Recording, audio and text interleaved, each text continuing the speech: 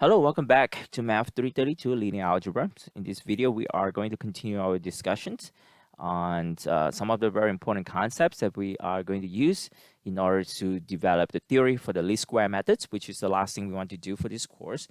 It's going to be a little bit theoretical, and there's going to be a lot of proof and stuff like that. But computationally, least square methods is actually something that's pretty easy to do. But in order to get to that, there's actually some of the things that you need to know. And the things that we need to know are things about orthogonality of vectors and stuff like that, which we talked about in the previous video, which heavily involved the concept of dot product. So I think it's fairly it's fairly easy to see that the dot products is something that we can use to do a lot of stuff, and in particular, the things that we will use a lot in this course is we're going to use dot products to identify which two vectors are orthogonal to each other's, which means they are linearly independent. Orthogonalities means linearly independent. We've seen that before. If you have two vectors that are orthogonal, then they are definitely linearly independent. If you have three vectors that are orthogonal to each other, then they are also linearly independent. We're going to see some of that in the future, but we have seen the example in R2 where you have two vectors that are perpendicular to each other, then they are linearly independent. And other things that we use dot product for is to write down the projection formulas, and that is also something which is pretty critical. The projection formulas is going to be critical in the development of the theory for the least square methods. And so we have done all that. We have seen the properties of dot products. One critical things about that is we can distribute dot products, and they are non-negative, so on and so forth. And we developed the formulas for the projection, and this is something that we have done actually very early on in the semesters, and this is just kind of like a review. So what we're going to do mainly in this video is going to look at a new concept. So do we have a new concept? And this is a concept of orthogonal complements of a vector space. So suppose you have in Rn, and you have a vector subspace of Rn. Okay, so now we're going to create a new set. So we're going to create a new set, okay? And that set is going to be all the vectors u, where the dot products of u with w for all the w, okay, in this vector space is going to be 0. And so this new set is going to be known as the orthogonal complements of this vector space, and the notation for it is w perp. So the way we say this is perp. So perp stands for perpendicular. So w perp. So that's the notation. W perp is a set of elements in Rn such that the dot product of that element with every element in W is 0. So what it means is that you are looking for u. So you're looking for u in Rn where this vectors is orthogonal to every vectors in W. So you take any vectors in W, this vector is orthogonal to it. So you take a vectors in W, let's say this is P is in W, then your U will be orthogonal to it. So you take another vectors Q that's in W, and that U, okay, so this is, let's say, Q right here, and your U is going to be orthogonal to it. So you take another vectors that's, let's say, R that is in W, and your U is against orthogonal to it. So you are looking for a vector U where it is orthogonal 90 degrees with every element that is in W. Keywords, every element in W. Not just one or two elements in W, but everything that is in W. So you say for all W. For all W, this U right here, okay, the dot product with that W is going to be 0 for all the W in the vector space W, vector space big W. So we're looking for vectors that can do that. And let me ask you a quick question. What is a very easy vectors that you can think of that has this property? So this set here better be non-empty, right? So if this set is empty, then nothing is really interesting, okay? But I can tell you right now that there's at least one simple element that is in this set that you can think of. And that particular element is the 0 vectors. 0 vectors, okay, 0 vectors dot any vectors is going to be 0. So be careful though. This is a vectors, okay, and this is a number. Remember, the dot product of two vectors is actually a number. So 0 vectors dot anything is going to be 0.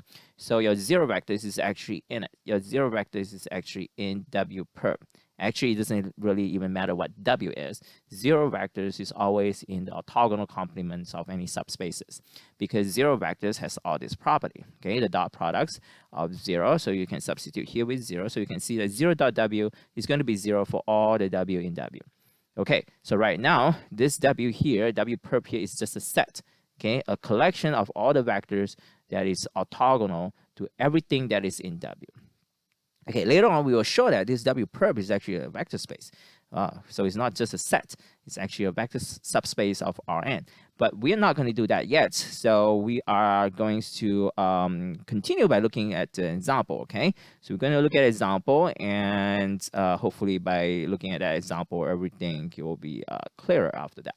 So now we have a W, okay? So W here, so we are in R3, obviously, and we have a subspace that's called W. So W here is spanned by these 2 vectors, which we call W1 and W2. So this is a W1 and W2. So we know, okay, that the span of these 2 vectors is going to form a vector space. That's something that we know a long, long time ago. Now, so we have a vector subspace of Rn, R3, and also by now you can also see that this is no way it's going to be the entire R3. Okay, it's just part of it. So it's actually a proper subspace of R3. It's not the entire R3, just part of it. So now the question is, what is W perps? How do we compute W perp? So which means that if you're looking for all the vectors, okay, that is in R3 such that U dot everything that is in W is going to be 0. Okay, for all W in W, if you're looking for all that thing, that will be perpendiculars to the vectors here in this vector space. Okay, so if you look for this, I mean, we know 0 vectors is in it already. Okay, but what else is in it? Okay, so what is this set? Is this set something that's interesting? Or is this set is just something that consists of the 0 vectors? So we are going to look for it. So we're going to look for it. So what I am claiming is that, if you're looking at space like this, okay, if you're looking at space like this, if you can find a U, okay, by the way, I said that many, many times before. I'm going to say that again. So W here, which is the span of these 2 vectors, is actually it's a set with infinitely many elements. This W here has infinitely many elements, okay? What are the elements in W? These are all the elements that's a linear combination of W1 and W2. So 2W1 plus 4W2 is in W. And 7W1 minus 10W2, okay, is in W. There are infinitely many elements in W. They are all linear combination of W1 and W2. So just to remind you, every element that is in W, will be in this form, C1, which is a number, times W1 plus C2 W2. So there are infinitely elements in here, okay? So if you want to find a vectors that is in W perp, you have to make sure that the U, if you want to have U is in W perp, you have to make sure that U dot everything that's in it and has to be 0. So I'm claiming that I don't really have to check every single thing because there are infinitely many of them. I don't really need to. So I'm claiming that if I can find a U such that U, so I'm claiming, okay, if I can find a U such that U, okay, a U, okay, such that U dot W1, this W1, if you can make this 0, and U dot W2, okay, I can make this 0. Okay, I'm claiming that if I can find a U, I don't have to check infinitely many dot product. I just need a U such that U dot W1 is 0 and U dot W2 is 0. Then, okay, U dot anything that is coming from W will be 0. That's what I'm claiming. Okay, this is actually a very powerful thing because I'm claiming that if I can find a vector U where the dot product with W1 is 0 and W2 is 0, then I will able to show that U dot anything that is coming from W will be 0. Anything. So I don't have to check infinitely many dot products. I just claim if I can find a U that the dot product with W1 and W2 is 0, then that U dot anything that is from W will be 0. So why is that true? It's actually pretty straightforward because one of the things that we know, one of the things that can make us to come up with this is that we know exactly how element that is in W looks like. So W, big W right here, they have infinitely many elements, but the elements inside are not just random elements. with many different patterns, or like, but it's not. We know everything that is in W has to looks like this. Okay, so everything that's in W has to look like this, because W is a span of W1 and W2. Okay, so now if I can find a U such that the dot product with W1 and W2 is 0, then you take any random products. Sorry, not to misuse the word random. People keep using random. It's not. Okay, let me say that one more time. Let me say that again. Okay, so if I can find U such that the U dot W1 and U dot W2 is 0, then if I take elements, okay, so if I take an element W, okay, from W, then that W will be C1 of W1 plus C2 of W2. C1 and C2 are some numbers. Then if you take U dot W, okay, so U dot W, okay, which is C1 W1 plus C2 W2. Okay, now dot product. Remember, we just mentioned that in the beginning of this video. It's distributive. If you can distribute, you can take out the constant. So you will have this, right, and this. So we're distributing. There are two steps here. We are distributing and we're taking out a constant. So this is what you're seeing right here. So U dot W, take a W, take any W that is from big vector space W. So take the dot products, that's the dot products. And also you can see now, if my U dot W1 is 0 and my U dot W2 is 0, I get 0. I got it immediately. So I got that 0. So in order to find all the elements in W perp, we are basically just have to look for. So in order to find element that is in W perp, we just have to look for the U such that U dot W1 is 0 and U dot W2 is 0. Because if you have this property, that element will be in W. That element will be in W perp, sorry. That element will be in W perp. Okay, because with this two property, then the dot product with anything that is from W, will be 0. That's by definitions. This thing here will be in W perp.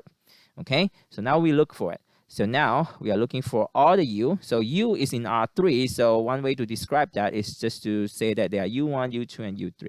So we are looking for all the U, okay, that the dot product is 0, and all the U that's dot product equal to 0. So what does it mean? So what type of U has that property? So do the dot product. So do the dot product right here. You can see that the dot product of this system is going to say that U1 is 0. Okay, right? The dot product here is that U2 is 0. So apparently, if your U is in W perp, right? If your U is in W perp, your U has to be like 0, 0 like that. Okay, and this thing can be anything. It doesn't really matter. But the U1 here has to be 0. U2 here has to be 0. Okay, so let me say that one more time. This is critical. For U that is in W perp, okay, this W perp, not any W perp, this W perp, we have to make sure that U dot W1 is 0 and U dot W2 is 0. So U dot W1 is 0 and U dot W2 is 0 immediately doesn't give you a choice. This entry here has to be 0. This entry here has to be 0. And this entry here can be anything. So your elements that's in W perp will looks like this.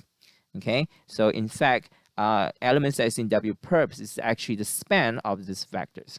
So that is how you compute W perp. And actually from this example, you can see that. If your vector space is span of something, it is actually very easy to compute the W perp. So let me say that again. So this is the theorem right here, which is basically summarize the things that we did in the previous example. It says that if your W is a vector space that is span of some vector right here, okay, it's a span of W1 all the way to WK, then in order to compute elements that is in order to find W perp, says in order to find a vector that's in W perp, you just have to find the vectors that the dot product with all these entries here is 0.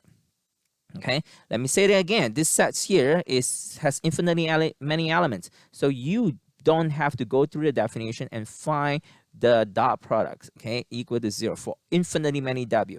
You just have to see that if your W is spanned by all these vectors, then if you can dot product and make dot product with this vector and make it equal to 0, then your V will have the dot products with anything that is coming from W, and they will be 0. So you just have to be orthogonal to all these vectors, then it will be orthogonal to every vectors that is in W. Okay, so if your V is orthogonal to all the W1 and all the WK, then your V will be orthogonal to anything that is coming from W.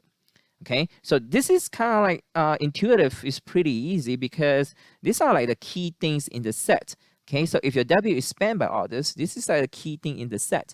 So if you can make the dot product with this sets equal to 0, then the dot product with everything in W will be 0. That's a not quite accurate analogy, but remember the movie Independence Day? So like you have this planet Earth, okay, and you have all these smaller spaceship right here, but you have a mothership, right? So if you go and destroy this mothership, you will destroy all the stuff. It's kind of the same thing. This is like the key things here. If you dot product with this will be 0, then the dot product with everything that's in here will be 0. So as I said, it's not a very accurate analogy, but I'm just saying that these are the key ingredient in this space. So if the dot product with this is 0, the dot product with everything inside that space will be 0. So that's a brief concept of WPerp.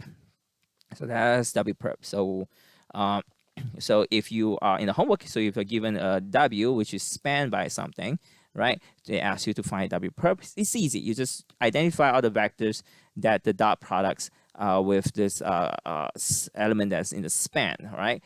If you can find all this thing equal to 0, then you'll find WPerp. Okay, now as I promised, WPerp is actually not just a set. WPerp is not any set. It's actually a vector space. So that's what we want to show right here. Okay, so this is a theorem that we want to look at. So you are in Rn, and you have a vector subspace called W, and you are collecting all the vectors that is perpendicular to W elements that is in W, and we call that WPerp. And we are going to see that WPerp is actually a subspace of Rn. So this is also a good time for you to review. I mean, it's been a while, but it is a good time for you to review what is the procedures, what do you need to do in order to verify a set, okay, is a vector space.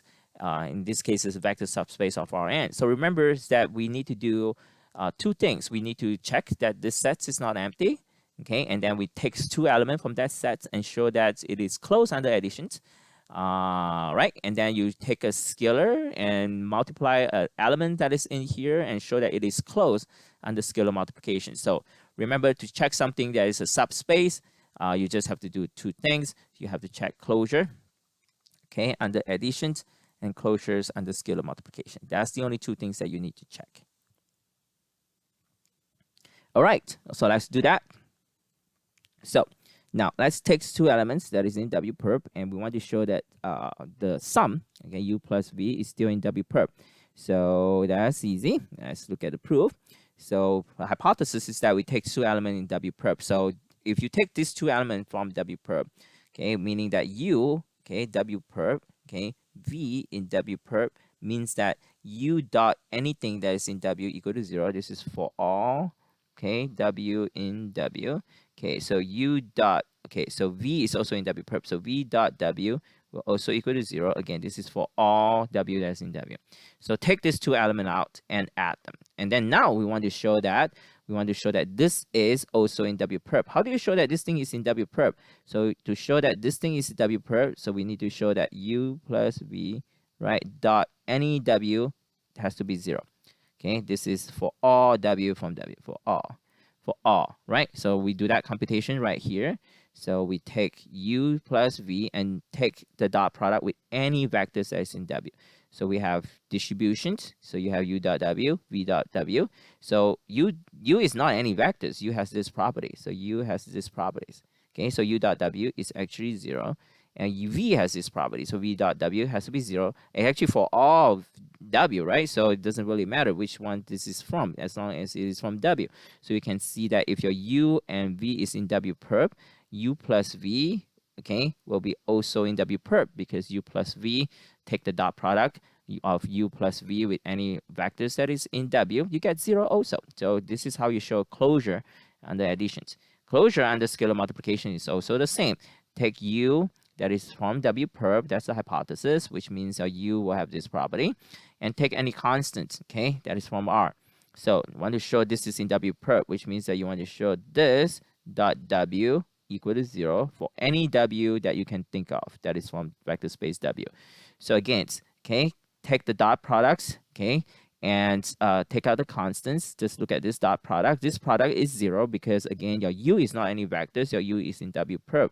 If your U is in WPerp, U dot anything that is from W will be 0. So that gives you that also. So this is closure under scalar multiplications.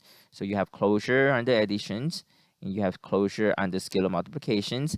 That means that W perp is not just any set of Rn, not any subset of Rn, but it's actually a vector space, vector subspace of Rn. Okay, so that's how we prove this theorem. It's actually very straightforward, and this is also a good opportunity for you to review how do you actually show something is a subspace. Okay, so to show something is a subspace, first show that it's not empty. We already know that W perp is never empty because zero vectors is in it.